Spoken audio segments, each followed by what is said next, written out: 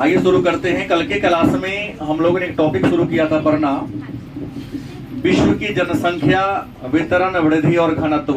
याद होगा, भूगोल पाठ संख्या 2, इकाई 1 या खंड 1, विश्व के जनसंख्या, वितरण, वृद्धि और घनत्व टॉपिक को पढ़ना शुरू किया था। और उसमें हम लोगों ने पढ़ा था कि जनसंख्या क्या है, जनसंख्या वृद्धि क्या है, पढ़े थे ना। इसके अलावा हम लोगों ने अन्य भी कई बातों को जाना था कि जनसंख्या घनत्व क्या है, जनसंख्या घनत्व के प्रकार कितने हैं, याद आ रहा है कि नहीं आ रहा है। और जनसंख्या घनत्व के आधार पर विश्व के देशों को कितने वर्ग में रखा गया है। आज पहला टॉपिक उसी 2 ही नंबर पाठ में हम लोग पढ़ेंगे कि विश्व में जनसंख्या के घनत्व एवं वितरण को प्रभावित करने वाला कारक कौन कौन है। कहना ये चाह रहा हूं कि संसार में कुछ ऐसे देश हैं जहां जनसंख्या बहुत ज्यादा है। संसार में कुछ ऐसे क्षेत्र हैं, ऐसे इलाका हैं जहां जनसंख्या क्या है, बहुत ज्यादा है। लेकिन कुछ ऐसे भी इलाका है जहां जनसंख्या क्या है, गलत कि सही। तो भाई किसी इलाका में पॉपुलेशन ज्यादा है और किसी इलाका में पॉपुलेशन क्या है, इसके पीछे कोई ना कोई वजह तो जरूर होगा, गलत कि सही। तो जनसंख्या के ज्यादा होने या कम होने के कई रीजन हैं। उन रीजन को हम 3 भागों में बांट कर पढ़ेंगे। पहला रीजन है भौगोलिक कारक, दूसरा है, तीसरा कौन है, मतलब कहीं जनसंख्या ज्यादा है और जनसंख्या कहीं पर कम है, इसका पहला जिम्मेवार कारक है भौगोलिक कारक। भौगोलिक कारक मतलब आप जहां रहते हैं वहां की कंडीशन, सिचुएशन जनसंख्या को सबसे पहले इफेक्ट करता है, प्रभावित करता है। तो भौगोलिक कारक में नंबर 1 में क्या होगा, जल की उपलब्धता। जानते हैं जल जीवन का आधार है। जल के बिना जीवन की कल्पना करना संभव नहीं है, क्योंकि जीवन की उत्पत्ति ही जल में हुई है, गलत कि सही। और इंसान को स्वस्थ रहने के लिए, गलत सही, स्वच्छ जल मिलना चाहिए। ऐसा नहीं कि समुद्र का पानी पी लेगा इंसान, पीने के लिए स्वच्छ और मृदु जल चाहिए।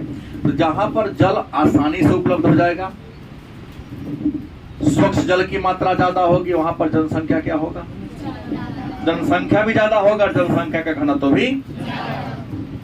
अब देखो ना, भारत का मूल्यांकन कर ले, केवल भारत की बात मैं ले लूं तो भारत में 28 राज्य हैं। कितने राज्य हैं, 2800 राज्य में सबसे अधिक क्षेत्रफल राजस्थान का है। लेकिन राजस्थान में जल का अभाव है, रेगिस्तानी इलाका है, तो क्षेत्रफल ज्यादा है, फिर भी राजस्थान में पॉपुलेशन क्या है, और यूपी जिसका क्षेत्रफल राजस्थान से क्या है, कम है, लेकिन जनसंख्या सबसे। बिहार की बात करें तो क्षेत्रफल के दृष्टिकोण से बिहार भारत का 12वां राज्य है। भारत के कुल क्षेत्रफल का 2.86% ही भूमि बिहार के पास है। लेकिन जनसंख्या की बात करें तो जनसंख्या में तीसरा नंबर पर हमारा बिहार है, और जनसंख्या घनत्व में नंबर 1 है बिहार। बिहार में 1 वर्ग किलोमीटर में 1106 लोग रहता है। काहे रहता भाई, जल है, मैदानी भूमि है, यहाँ की क्लाइमेट, यहाँ की जलवायु इंसान के रहने के लायक है, उपजाऊ भूमि है।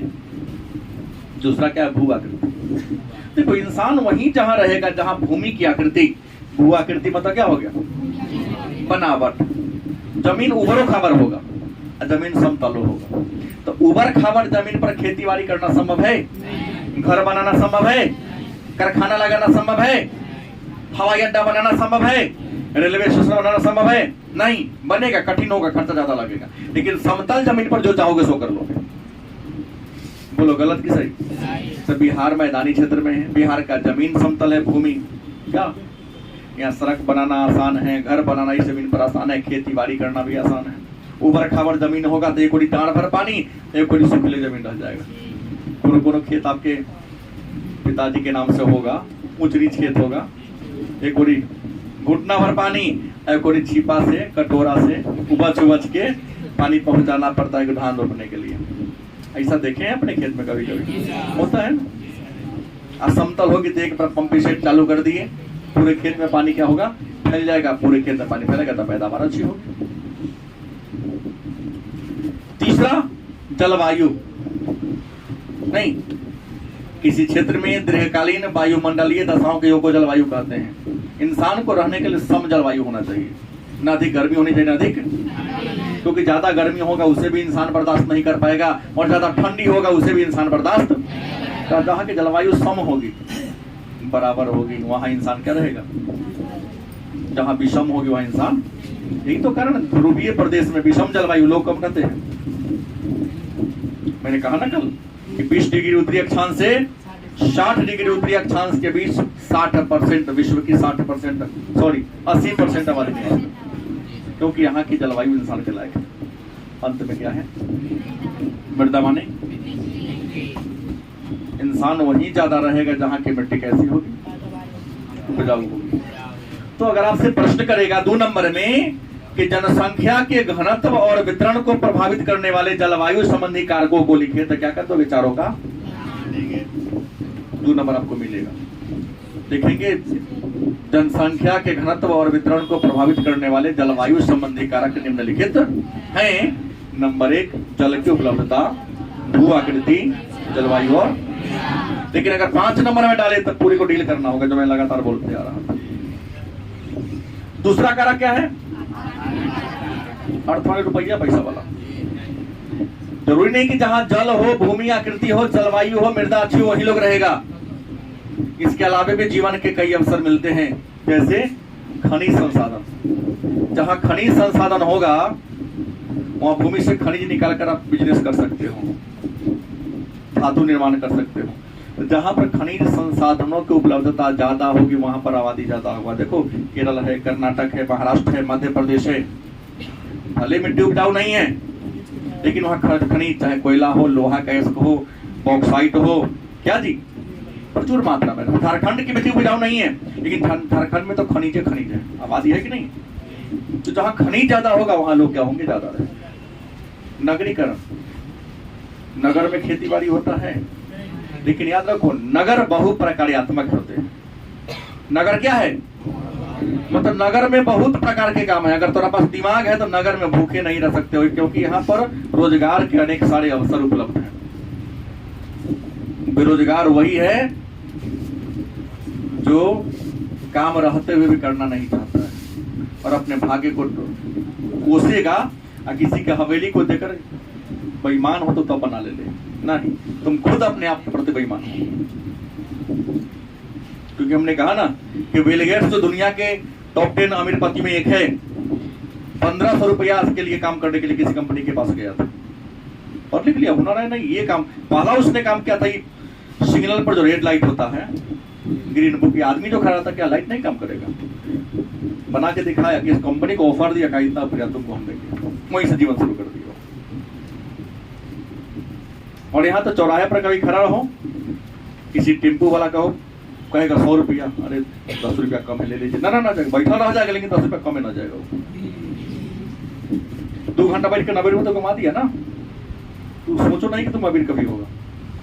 अवसर का क्या करो, चौराहा पर खड़ा मजदूर काम करने आता है, अपने गांव से टिफिन क्लियर लेके आएगा, उसकी मजदूरी है दिन भर का 400 रुपया। कितनी है, 10 बज जाएगा, वो लौट के घरे चल जाएगा, लेकिन 350 रुपया में काम क्या करेगा, नहीं करेगा।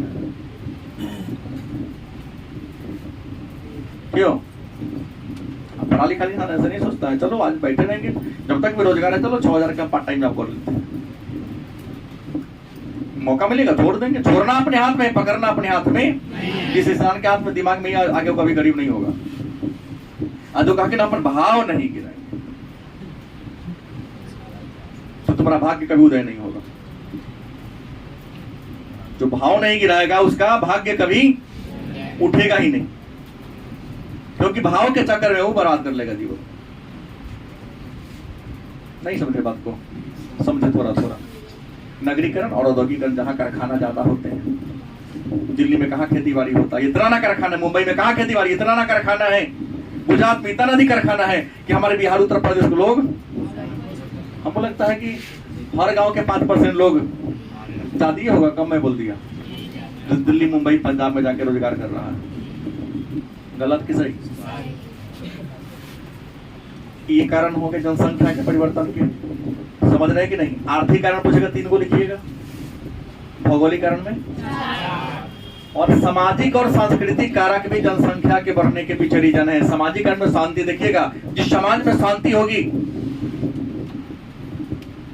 नहीं, वहां पर आबादी थोड़ा सा कम होगा। और जहां कला कुकरो होगा ना, कहेगा 5 गो बेटा तो 5 गो लाठी, ये ना सोचेगा 20 को रोटी खाना, जुगाड़ करना पड़ेगा। सही ना बोलता हूँ? मूर्खों के दिमाग में ही आता है, अनपढ़ के दिमाग में ही आता है कि 4 संतान होगा, मरेंगे चारों टांग के ले जाते हमरा, कोनो के खोजे के ना होते। झगड़ा होती तो 5 बेटा लाठी लेके तैयार रहते रे। अब बाद में बंटवारा में तब चारों बेटवन लाठी करेगा अपनों में कभी। धर्म याद रखें, जनसंख्या को बढ़ाने में धर्म भी जिम्मेवार है। आज भी मुसलमान और हिंदू धर्म में आबादी ज्यादा बढ़ने के पीछे रीजन क्या है कि संतानों को भगवान का दिया हुआ वरदान मांग लेता है। अरे विज्ञान बहुत आगे बढ़ गया है। नहीं, हम तो चाह नहीं रहे थे, भगवान दिए तो रख लिए, थोड़ी ना बात, तो भगवान दिए तो रख लिए।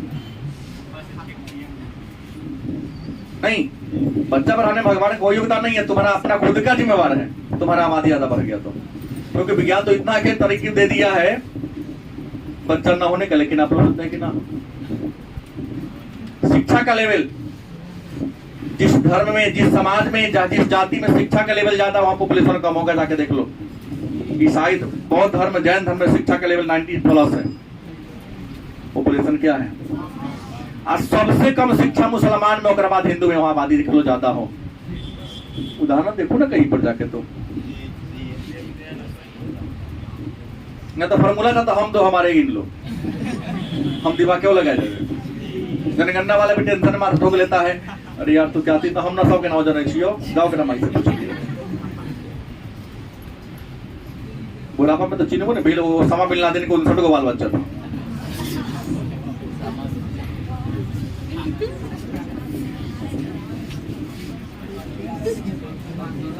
शिक्षा का लेवल भी, क्योंकि कम पढ़ा लिखा इंसान ये नहीं समझता कि अधिक संतान होने का साइड इफेक्ट क्या होगा हमारे इसके जीवन स्तर पर।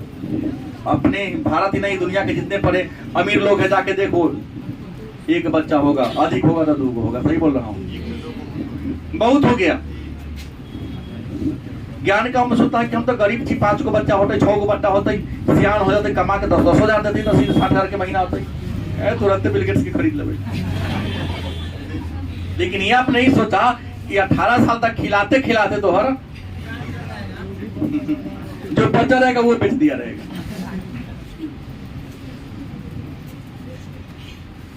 नहीं समझे बात? समझ गए?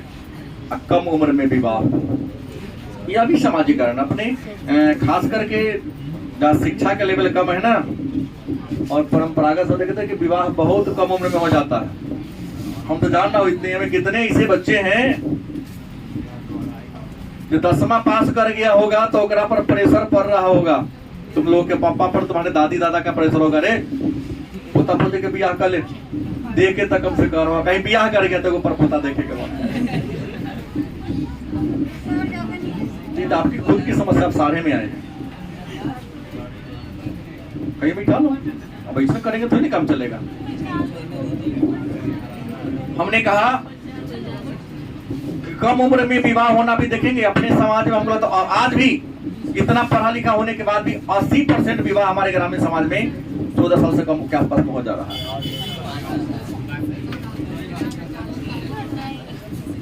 तुम्हारे नहीं करने से नहीं चलेगा।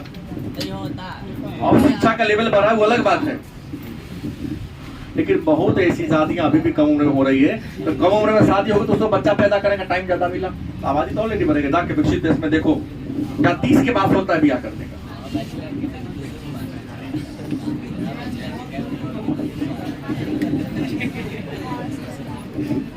नहीं, अब 30 साल में 32 साल में विवाह करेगा और 42 साल के बाद महिलाओं में बच्चा पैदा करने के सामर्थ्य कम तो मनी पहुंच की स्थिति आ जाती है, बच्चा वहां क्या होगा, कम होगा ना।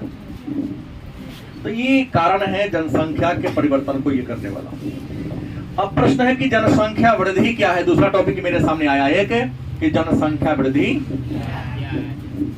तो जनसंख्या में जो परिवर्तन होता है ना, अब जानते हैं ना जनगणना का मतलब होता है लोगों की गिनती करना। जनगणना का मतलब क्या होता है? हम विश्व की बात छोड़ देते हैं, इंडिया की बात करते हैं। तो इंडिया में पहली बार जनगणना कब हुई थी? 1800।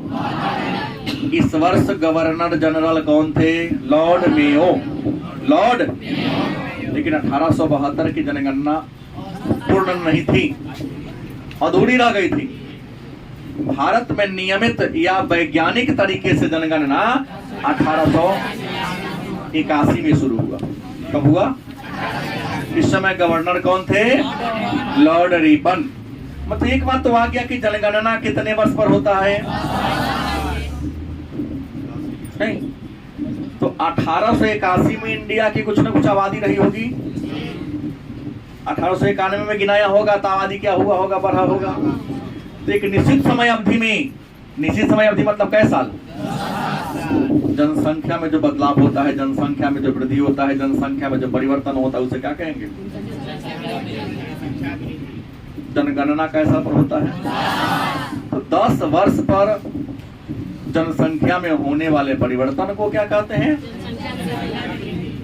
नहीं, लेकिन जानते हैं जनसंख्या वृद्धि, जनसंख्या में परिवर्तन के दो घटक हैं। पहला धनात्मक जनसंख्या वृद्धि, दूसरा, मान लो कि 1891 में देश की आबादी जितनी थी 81 में और 1891 में, इस 10 वर्ष में जनसंख्या बढ़ा 12.05%। में जितना था उसका इतना परसेंट क्या हो गया? अगली बार जब जनगणना हुई 1891 से 1901 के बीच, तो यहाँ 12.05 बढ़ा। अगर मान लिया कि 12.06% अगर बढ़ गया तो क्या कहेंगे? जनसंख्या बढ़ा है, क्योंकि परसेंटेज में वृद्धि हुई है ना। इसे कहेंगे जनसंख्या में कौन वृद्धि? नहीं समझे बात कि जनगणना 10 साल पर होता है। पिछले दशक में जनगणना बढ़ी 12.05% और अगले दशक में 12.06 हो गया, तो जनसंख्या क्या हो गया? कैसा बढ़ाओ? लेकिन मान लो कि यहाँ 12.03 आ जाए तो जनसंख्या तो बढ़ा, लेकिन पिछला साल की तुलना में क्या हो गया? घट गया। तो इसे क्या कहेंगे? तो जनसंख्या के धनात्मक वृद्धि का मतलब क्या होता है? तो जनसंख्या में उत्तरोत्तर आगे की ओर वृद्धि। पिछले वर्ष की तुलना में, पिछले दशक की तुलना में अगले दशक में जनसंख्या में प्रतिशत परिवर्तन क्या हुआ? ज्यादा हुआ। तो क्या कहेंगे? अब पिछले दशक की तुलना में अगले दशक में जनसंख्या का प्रतिशत परिवर्तन थोड़ा सा क्या हो गया? तो क्या कहेंगे? किसी को तकलीफ है? तो अगला प्रश्न जो हर साल पूछता है 2 नंबर में, हर साल फिक्स है, वस्तुनिष्ठ में भी 1 नंबर का और 5 नंबर भी चाहेगा तो कर सकता है, लेकिन आपको डील करने का दिमाग होना चाहिए। प्रश्न क्या है कि जनसंख्या परिवर्तन के घटक, टॉपिक क्या है?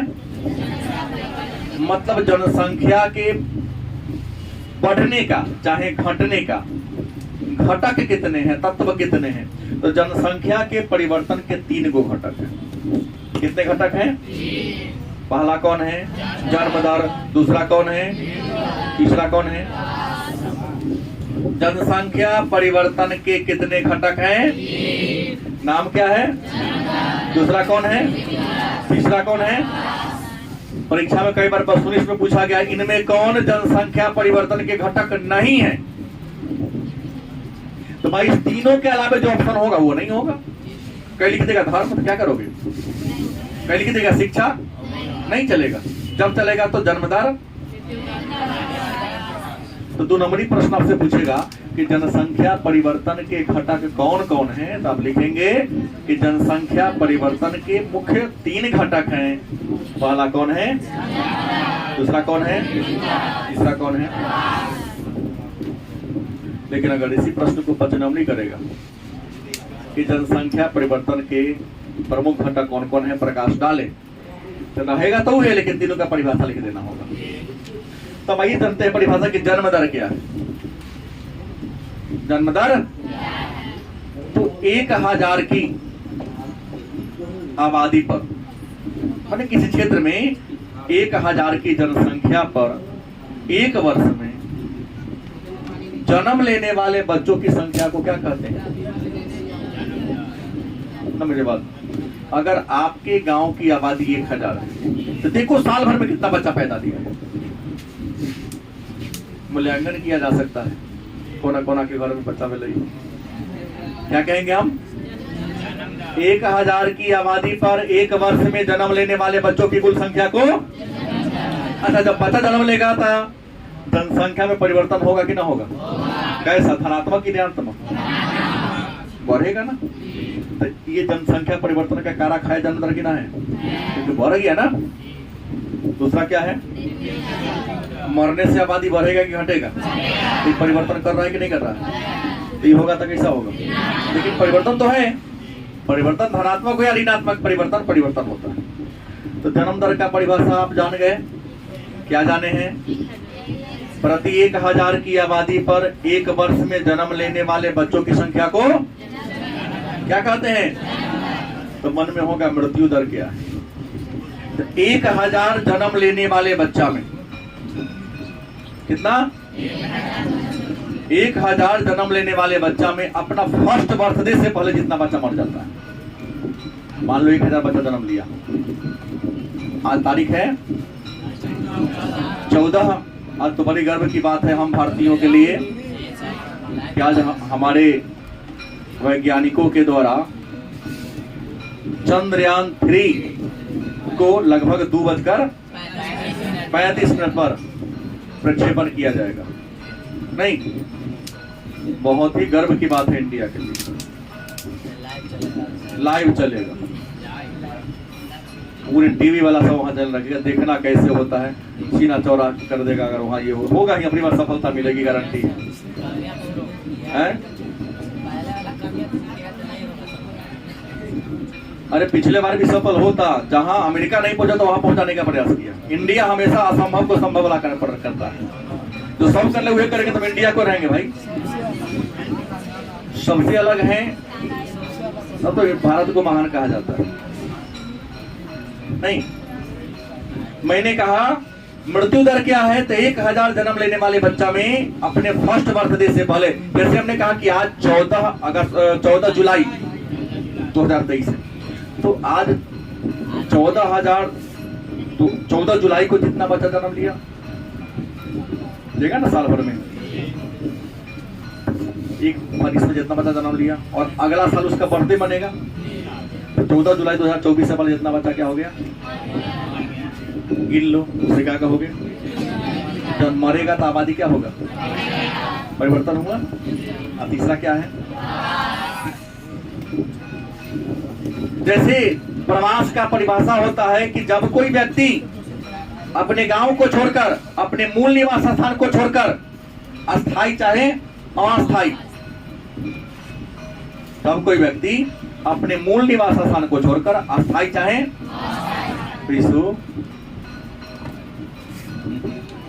अस्थायी चाहे अस्थायी रूप से दूसरी जगह पर जाके क्या होता है, बस जाता है, तो उसे क्या कहेंगे ना। बुझे, शिवानी खड़ी हो, कहाँ घर है? पिपरा कोठी, तुरंत हाँ चलो कहो हो, पिपरा है ही ना, शहर में रह जाइए ना, कोई दिक्कत नहीं। पढ़ने थोड़ी ना आप लोग आते हैं, खाली पानी पीने आते हैं। रिजल्ट में कम नंबर आएगा तो याद रहिएगा पानी पिए क्लास के समय। हमने ये कहा कि आप अपने गांव से आए हैं, पढ़ने आए हैं, शिक्षा प्राप्त करने आए हैं, अब पढ़ के कहाँ जाइएगा, फिर घर चल जाइएगा, सीधा इसका लगी प्रवास की, मतलब जॉब को टेम्पोररी की है, अस्थायी रूप से चाहे अपना गांव को छोड़ के किसी दूसरे शहर में दूसरे गांव में चले गए, अस्थायी, चाहे उसे को क्या कहेंगे, अब प्रवास। एक बार 100 बात लेकर न जा, उद्गम का मतलब उत्पन्न होना होता है क्या जी। तो उस व्यक्ति को क्या कहेंगे जो तुमने प्रवास की, तो तुम क्या कहलाओगे, जो व्यक्ति अपने गांव को छोड़कर दूसरे गांव में चला गया उस व्यक्ति को क्या कहेंगे। लेकिन तुम जिस गांव से चली हो वह गांव तुम्हारे लिए क्या होगा, उद्गम होगा। सब परिभाषा का जो खिचड़ी बन गई, हम चावल दाल सब्जी अलग अलग खिलाते हैं, हम खिचड़ी बनाने का प्रयास कर रहे हैं। जहां से तुम चली हो तुम्हारे लिए क्या होगा, उद्गम, उसको कहेंगे उत्त प्रवास। जो तुम्हारा गांव होगा, पिपरा से तुम आई हो सीतामढ़ी शहर में, तो पिपरा गांव तुम्हारे लिए क्या होगा, उत्त प्रवास, जहां से तुम उद्गम हुई, पैदा हुई है। आप सीतामढ़ी में आके क्या हो गई, बस गई, ये होगा आप्रवास। क्लियर। मैंने क्या कहा, उत्त प्रवास, दूसरा क्या कहा, आप्रवास। लेकिन प्रवास के बारे में दो बातें और हैं, एक है अपकर्ष प्रवास, और एक क्या है, पहला क्या है अपकर्ष प्रवास, दूसरा क्या है। तो मन में होगा कि सर ये प्रतिकर्ष प्रवास क्या है और अपकर्ष प्रवास क्या है। तो प्रतिकर्ष का मतलब होता है कि आप जहां रहते हैं वहां पर बेरोजगारी है, क्या है, प्रतिकर्ष परिभाषा का परिभाषा जान लो कि आप जहां रहते हैं वहां क्या है, बेरोजगारी है। गांव में कुछ लोग का तांडव है, उपद्रव मचाता है, परेशान करता है, उचक्का लोग गांव में जाता है। कुछ राजनेता है जो आपको बार बार क्या करता है, परेशान करता है। वहां की जलवायु तुम्हारे लायक नहीं है, वहां पर प्राकृतिक आपदा, बार बार बाढ़, भूकंप, सुनामी आता है मान लो, और एक महामारी फैल गया है और गांव बहुत पिछड़ा हुआ है। मैंने पिछड़ापन, महामारी, राजनीतिक उपद्रव, इन कारणों से अपने गांव को आप छोड़ दिए और किसी अन्य गांव में जाके क्या हो गए, उसे क्या कहेंगे। और अपकर्ष कहते हैं कि कोई ऐसा जगह है जहां खूब शांति है, जीवन को बेहतर बनाने के वहां पर बहुत सारे क्या हैं, अवसर हैं। नहीं, रहन सहन की दशा अच्छी है, अच्छी चिकित्सा की व्यवस्था है, अच्छी शिक्षा की व्यवस्था है, आवागमन के साधन बहुत अच्छे हैं, जीवन जीना बड़ी आसान है। और वैसा कंडीशन में अगर आप आकर बस जाते हैं तो क्या कहें उसको हम, माने किसी क्षेत्र के आकर्षण से आकर्षित होकर वहां जाके बस गए तो क्या कहेंगे, अपकर्ष। जहां रहते हैं वहां दिक्कत हो रहा है, तकलीफ हो रहा है, उसको छोड़ के बस गए तो कहेंगे हम। कोई दिक्कत। अब एक नया टॉपिक है जनसंख्या वृद्धि की प्रवृत्ति। जनसंख्या के बढ़ने का प्रवृत्ति की बात कर लें तो संसार में जनसंख्या को बढ़ने का प्रवृत्ति बड़ा असामान्य है। प्रश्न 5 नंबर में हर साल पूछता है कि विश्व जनसंख्या बढ़ने के प्रवृत्ति को लिखे कि संसार में जनसंख्या कैसे कैसे बढ़ा है। तो मैं बता दूं कि संसार में जनसंख्या बढ़ने की प्रवृत्ति समान। हम बात करते हैं 12,000 ईसा मसीह के जन्म से 12,000 साल पहले, ईसा मसीह के जन्म से क्या साल पहले, आज से हो जाएगा 14,000 साल, 2023 चल रहा है, 12,000 में जोड़ेंगे ना। ईसा मसीह, बीसी के मतलब तो बिफोर क्राइस्ट, ईसा मसीह के जन्म के 12,000 साल पहले संसार की आबादी कितना थी, कितना थी। और कहता है कि 2000 ईसा पूर्व में 2000 विश्व की आबादी कितनी हो गई, मतलब 12,000 और 2000 में डिफरेंस कितना क्या, 10,000 साल, माने 10,000 साल में आबादी कितना बढ़ा है। देखिए यहाँ तो 24 करोड़ 50 लाख, यहाँ अंतर है 10,000 का और यहाँ अंतर है ना, यहाँ 85 लाख था, यहाँ 25 करोड़ है, घटाएंगे तो कितना होगा, 24 करोड़ 25 लाख होगा, 50 लाख होगा। तीसरा कंडीशन कहता है कि 1650 ईस्वी की बात करते हैं, कब की, माने 2000 ईसा पूर्व में 25 करोड़ आबादी थी, हम बात करते हैं 1600, तो 1650 और 2000 में कितना वर्ष का अंतर है, तो 3650 वर्ष का, क्योंकि ईसा मसीह के जन्म के पहले ईसा मसीह के जन्म के क्या है, दोनों जुड़ेगा ना। तो कितना वर्ष का डिफरेंस है? 3650। तो 3650 वर्ष का यहाँ डिफरेंस है, और यहाँ आबादी में डिफरेंस कितना का है? 25 करोड़ का। माने 3650 वर्ष में आबादी कितना बढ़ गया? 25 करोड़ आबादी बढ़ने में कितना समय लगा? 3650 साल। अब यहाँ देखो, आबादी 1650 के बाद आता 1850 की बात, माने कितना साल का डिफरेंस होगा? 200 साल। कितना साल? लेकिन 200 साल में आबादी कितना बढ़ गया? डिफरेंस कितना का है? देखो बढ़ने की प्रवृत्ति कैसे बढ़ रही है। यहाँ आबादी को 24.5 करोड़ बढ़ने में 10 साल समय लग गया। यहाँ 50 करोड़ आबादी बढ़ने में 3650 वर्ष लग गया, और यहाँ 50 करोड़ बढ़ने में मात्र 200 साल समय लगा। बहुत तेजी से बढ़ रहा है। अब यहाँ देखो 1930 की बात करते हैं, तो 1850 1930 में मात्र कितना साल का डिफरेंस है? 80 साल में आबादी बढ़ गया 100 करोड़। 200 बढ़ा तो यहाँ 100 करोड़ घटा देंगे ना। अब यहाँ देखो 1975 कैसा का डिफरेंस है? 45 साल कि 55? 45 साल में आबादी बढ़ गया 400 करोड़, मैंने डिफरेंस हो गया 200 करोड़ का। और 2011 की बात कर लें तो 2011 में आबादी डिफरेंस कैसा साल का है? नहीं, ज्यादा का होगा, 26 का होगा। 36 साल का डिफरेंस कितना होगा? आबादी बढ़ गया 700, मतलब कितना? 300 करोड़ का डिफरेंस। माने 36 साल में मात्र 300 करोड़ आबादी बढ़ गई। तो जनसंख्या बढ़ने की प्रवृत्ति अलग अलग देखने को क्या हो रहा है? मिल रहा है।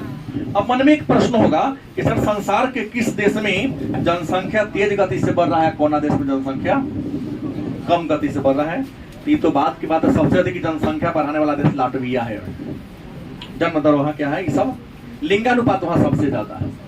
अब यहाँ सवाल एक नया हमारे सामने आ गया कि जनसंख्या के 2 गुना होने का समय, जनसंख्या के 2 गुना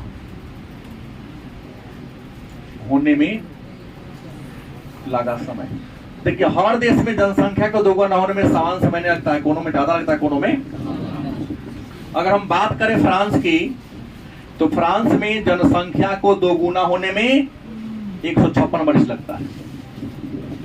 माने फ्रांस की आबादी 2 गुना होने में कितना समय लगा? अमेरिका की बात कर लें तो अमेरिका में जनसंख्या के 2 गुना होने में कै साल? 93 साल का समय लगा। चीन में जनसंख्या 2 गुना होने में 135 साल का समय लगा। इंग्लैंड में जनसंख्या 2 गुना होने में 85 वर्ष का समय लगा। कितना वर्ष? कनाडा में जनसंख्या 2 गुना होने में कितना साल? 62 वर्ष का समय लगा। लेकिन बात करते हैं भारत का, कै साल? 56 साल का समय लगा। कै साल? तो देखो ना, सबसे कम समय में आबादी को 2 गुना करने वाला देश कौन है? बोलो। हम लोग हैं।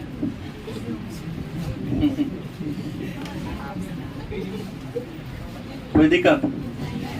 अब आते हैं अंतिम टॉपिक पर, जनसंख्या संक्रमण का सिद्धांत। कौन है? 5 नंबर का प्रश्न हर साल पूछता है। जनसंख्या संक्रमण का, जनसंख्या संक्रमण का सिद्धांत जनसंख्या में जो परिवर्तन हो रहा है, जनसंख्या में जो बदलाव हो रहा है, उसको दिखाने वाला एक नया सिद्धांत है। और ये सिद्धांत कहता है कि जनसंख्या के परिवर्तन का मूल कारण है जन्म दर व गलत सही, जनसंख्या के परिवर्तन का जो सिद्धांत है, संक्रमण का जो सिद्धांत है, यह सिद्धांत कहता है कि किसी भी देश में जनसंख्या के ज्यादा होने का या कम होने के पीछे रीजन मेन क्या है? ये प्रवास को नहीं मानता है। क्यों नहीं मानता? क्योंकि प्रवास का अंत तो गांव के घटा शहर में बढ़ा, तो बढ़ा ना। लेकिन रियल में जनसंख्या परिवर्तन होने का 2 रीजन है। पहला क्या होगा? जन्म लेगा तो आबादी क्या होगा? अब मृत्यु दर होगा तब आदि क्या होगा, घटेगा। गलती की सही, ये तो परफेक्ट बात बोला है। और इस जनसंख्या संक्रमण के सिद्धांत क्या है, तो अब क्या लिखोगे, जनसंख्या संक्रमण का सिद्धांत जनसंख्या में हो रहे परिवर्तन को दिखाने वाला बताने वाला सिद्धांत है।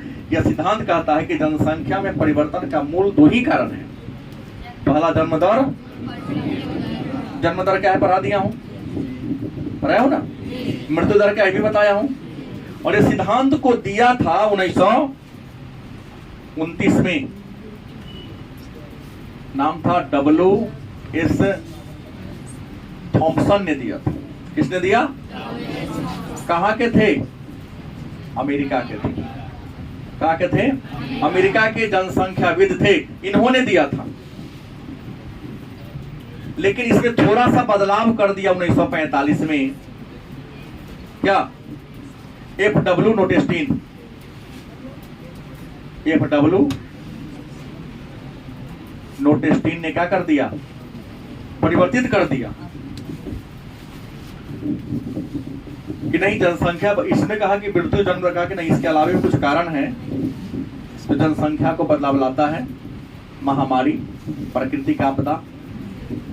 गलत सही कि महामारी हो गई तो एक बार लाखों लाखों लोग मर जाते हैं, प्राकृतिक आपदा आएगा, बाढ़ आएगा, भूकंप आएगा, सुनामी आएगा, कई लोग मर जाते हैं ना, नहीं मरते हैं। आया था ना मानव जनित आपदा, रेल दुर्घटना, एक दिन में कुछ ही मिनटों में हजारों लोग को मार दिया। गलत कि सही, भाई उड़ीसा में जो ट्रेन दुर्घटना हुई थी, गलत कि सही, तो नोटेस्टीन ने दिया। जनसंख्या संक्रमण का सिद्धांत कहता है कि जनसंख्या संक्रमण की अवस्था की बात करते हैं कि जनसंख्या संक्रमण की कितनी अवस्था है। तो जनसंख्या संक्रमण कहता है कि जनसंख्या संक्रमण की कितनी अवस्था है, 3 अवस्था है। कौन कहा था, W.S. थॉम्पसन ने। लेकिन नोटेस्टीन ने कहा कि नहीं, जनसंख्या संक्रमण की कितनी अवस्था है, कितनी अवस्था है,